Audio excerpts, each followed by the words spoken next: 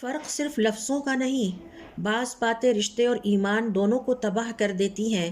آپ صلی اللہ علیہ وآلہ وسلم کا ارشاد ہے، جو شخص بیوی کو شوہر کے خلاف یا غلام کو آقا کے خلاف بھڑکائے وہ ہم میں سے نہیں۔ اسلام میں رشتوں میں فساد ڈالنا حرام ہے اور کبیرہ گناہ بھی۔ امام شافعی رحمۃ اللہ علیہ فرماتے ہیں، رشتوں کی حفاظت انسان کی عزت اور اسلام کی شان ہے۔ حضرت علی رضی اللہ تعالیٰ عنہ کا قول ہے، جو لوگوں کے تعلقات میں فساد ڈالتا ہے وہ اپنے ہی نفس کا دشمن ہے۔ چغل خوری، اکسانا، دوسروں کے رشتوں میں تلخیاں ڈالنا، یہ سب فساد ہیں۔ شوہر اور بیوی، آقا اور غلام کے تعلقات خراب کرنا فساد ہی تو ہے۔ یاد رہے، رشتوں کی مضبوطی ایمان اور معاشرتی سکون کی بنیاد ہے۔ امن، اخوت اور حسن سلوک اسلام کے بنیادی تقاضے ہیں۔